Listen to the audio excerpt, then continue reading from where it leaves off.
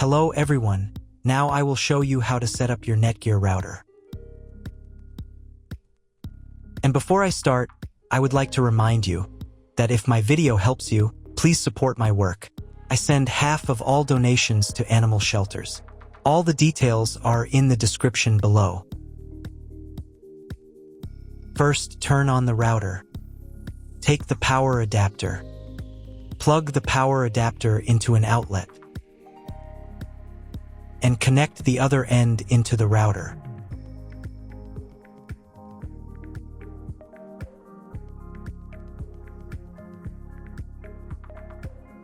Then press the power button.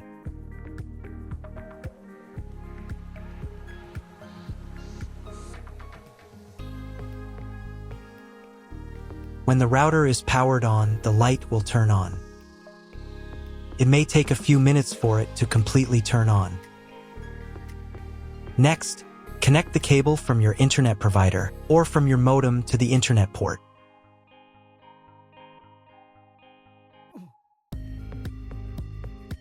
You now need to reset the router to its factory settings. Press and hold the router's reset button for 10 seconds. Wait for the indicator lights on the router to begin flashing. Sometimes, this button is located inside the router casing to prevent accidental presses. In this case, use a thin object to press it down.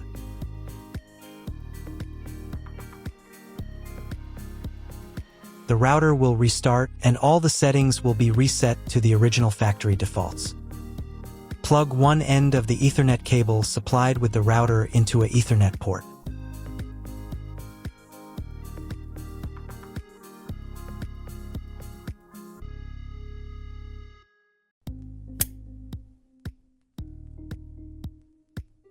Plug the other end of the cable into your computer's Ethernet port. Please wait a few minutes for connection. The router is connected to your computer. Now you will need to set it up. But first, I'll show you another way to connect the router if you don't have an Ethernet cable or your computer doesn't have an Ethernet port. Connect the router to the power source and plug in the cable from your internet provider. This will enable Wi-Fi. If your router is new, your Wi-Fi network name will be the name of the router. Your router has its own Wi-Fi network name and password printed on a label. Connect to it. Great, you've connected to the router. Now let's start setting it up. First, open your browser and go to the URL that you see on the screen. Use the address bar instead of the search bar.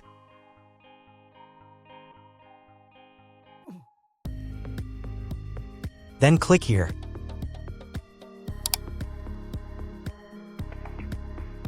Read NETGEAR terms and conditions and click I agree button. And click Next.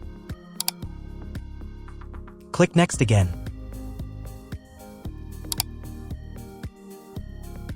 If your router settings do not look like mine, it means that your router has a different firmware. I made a video for every firmware type. You can find all the links in the description down below. The first thing you need to do is set up a new password. The admin password is used to log into your router's web interface.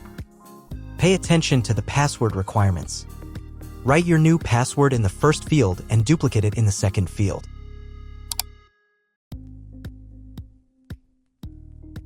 Then select 2 security questions and write answers for them. You need them just in case you need to reset the admin password in the future.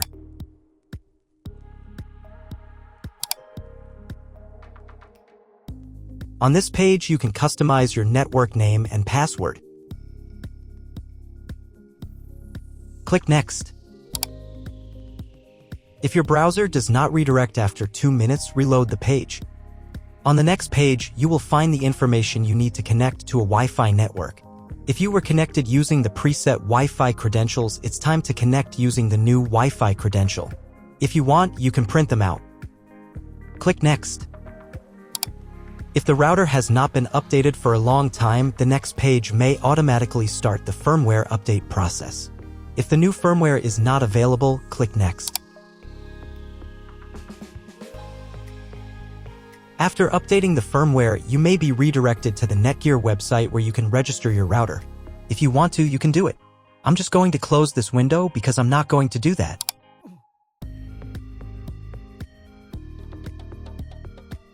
Log into the router's web interface again if you were logged out of it. Enter the standard username, admin, and password that you created a few minutes ago. Press Sign In button. Close this window.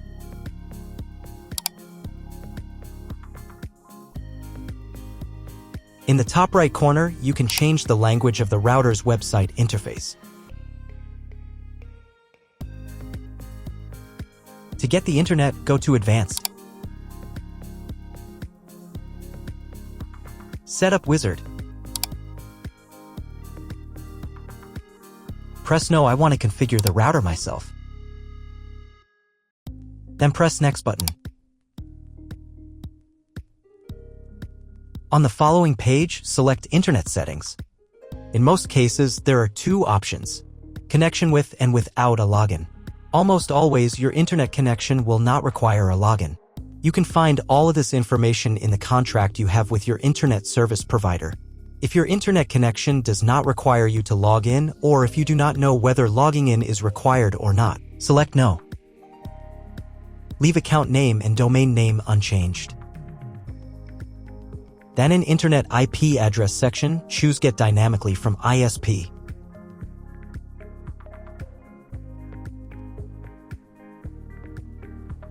In the DNS section, select Get Automatically from ISP as well. You will need to clone the MAC address of the primary computer if your ISP only allows internet access to a specific MAC address. Select Use Default MAC Address. If you are not sure about these settings, check again that your settings are the same as mine. And click Apply. In most cases, it is not necessary to clone the MAC address.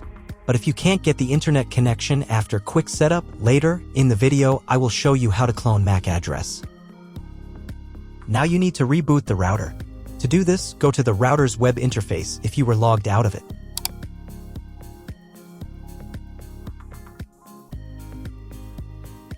Go to Advanced. Advanced Home. Click on the Reboot button and click Yes. After restarting, wait a few minutes and try Googling something. If it doesn't work, check all the cables. They must be connected properly. Then log into the router control panel again.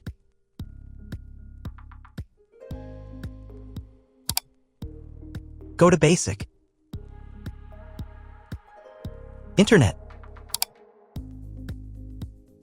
And choose Use Computer MAC Address.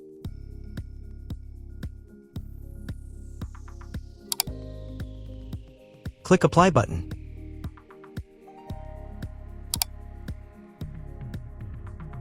And then reboot router again. Go to Advanced. Advanced Home. Click on the Reboot button and click Yes. After the reboot, wait a couple of minutes and try to Google something again. That's all. If my video was useful, please support my work. I donate half of all donations to shelters. You can find more details in the description below.